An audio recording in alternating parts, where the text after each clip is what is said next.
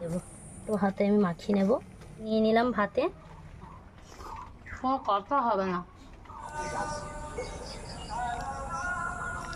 তো নমস্কার বন্ধুরা, উষা রান্নাঘরে তোমাদের সবাইকে স্বাগত জানিয়ে আবারও নিয়ে চলে এসেছি নতুন একটা রেসিপি। তো আজকে বানিয়ে দেখাবো পাট পাতার ভর্তা। তাই জন্য চলে এসেছি মাঠে আর পাট পাতাটা তুলতে।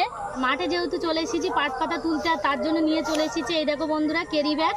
আর এই ক্যারি ব্যাগে করে পাট পাতাটা তুলে নিয়ে যাব আর ভর্তাটা বানিয়ে দেখাবো তোমাদের। দারুণ কিন্তু খেতে লাগে এই ভর্তাটা।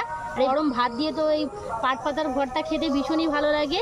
আশা করি ভিডিওটা তোমাদের খুবই ভালো লাগবে। ভালো লাগলে সাবস্ক্রাইব করে আমার পাশে থাকবে। তো চলো বন্ধুরা আগে পাট পাতাটা তুলে নেই। এখানে চলে এসেছি আর পাট গাছগুলো কিন্তু অনেক ছোট আছে।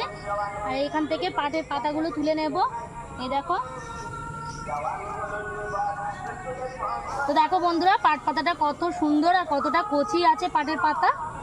এখান থেকে আমি একদম পুরো ডগা ছিঁড়বো না, এই যে ফ্রেশ পাতাগুলো আমি তুলে নেব।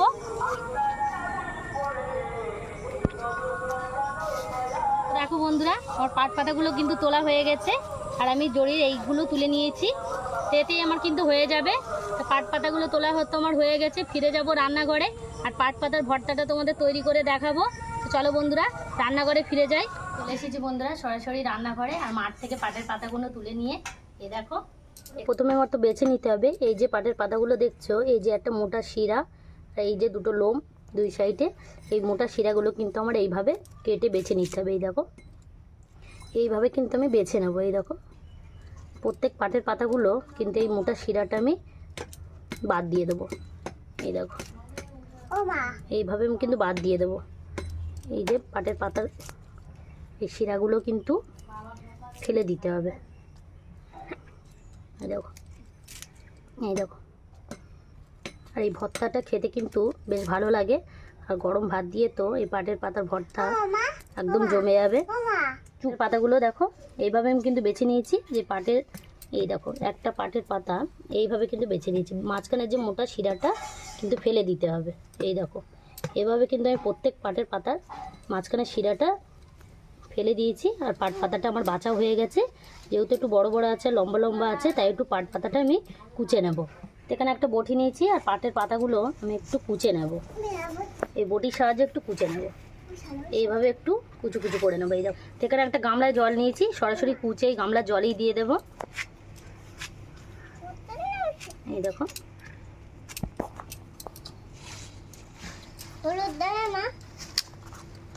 সব দেবো।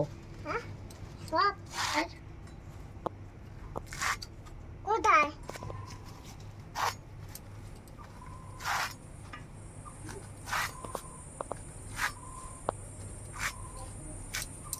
পাতাগুলো কিন্তু কুচে সরাসরি আমি গামলার জলে দিয়ে দিয়েছি। এইভাবে একটু হাত দিয়ে আমি বেশ ভালো করে ধুয়ে নেব পাতাগুলো। এইভাবে ধুয়ে এইভাবে একটু হাত দিয়ে নিংড়ে নিংড়ে আমি একটা থালায় তুলে নেব।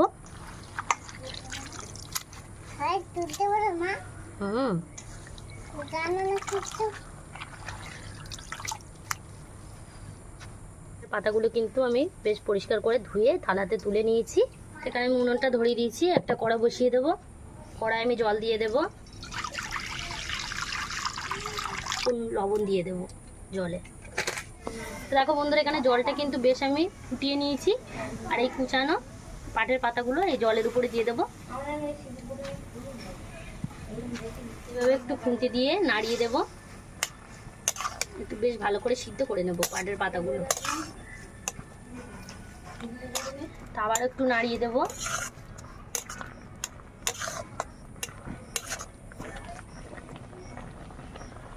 বন্ধুরা এখানে আমার পাটের পাতাটা কিন্তু বেশ ভালো করে আমি সিদ্ধ করে নিয়েছি।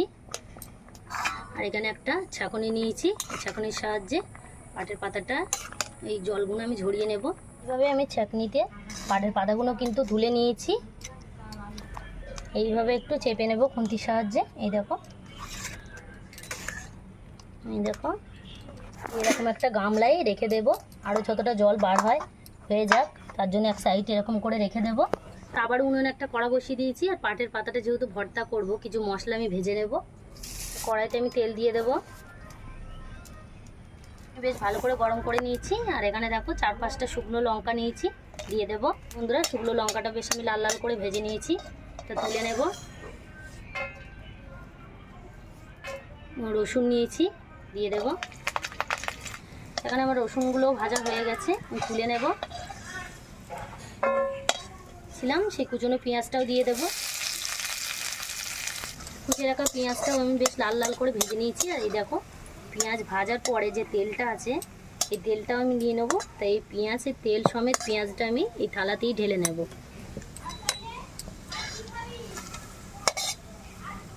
শুকনো লঙ্কা আর এই রসুন আর পেঁয়াজটা আমি ভেজে নিয়েছি, তেল সমেত আমি পেঁয়াজটা নামিয়ে নিয়েছি।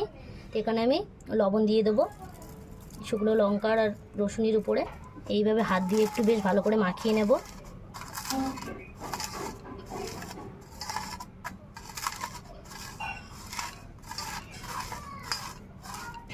এই রসুনগুলো এইভাবে হাত দিয়ে একটু চটকে নেব।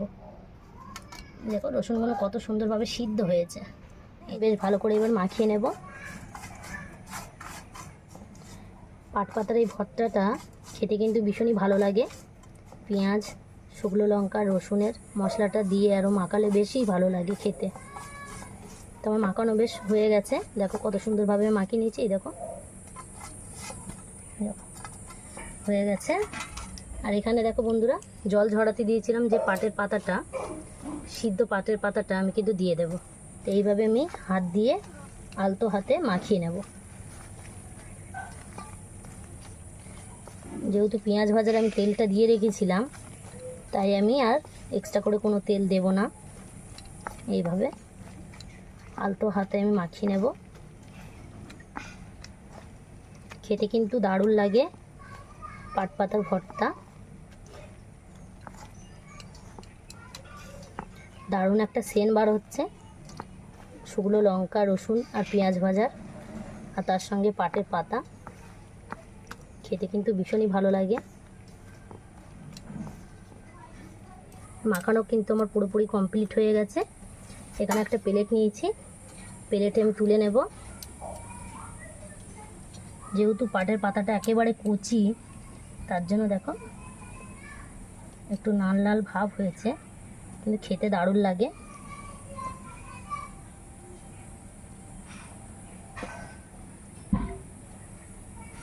পাট পাতার ভর্তা কেমন লাগছে?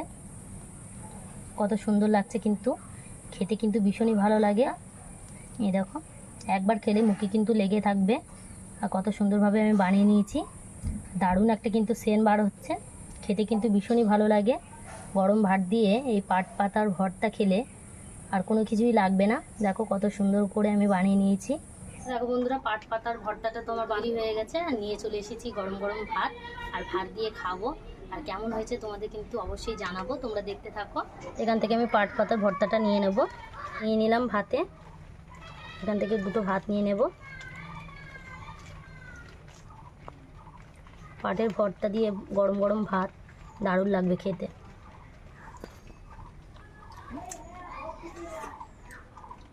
পাট পাতার ভর্তা আর গরম গরম ভাত কিন্তু দারুণ লাগে খেতে। আর যেহেতু শুকনো লঙ্কা ভাজা রসুন ভাজা পেঁয়াজ ভাজা দিয়ে ভর্তাটা আমি মাখিয়েছি, দারুণ একটা সেন্ট কিন্তু। দারুণ খেতে কিন্তু দারুণ লাগছে।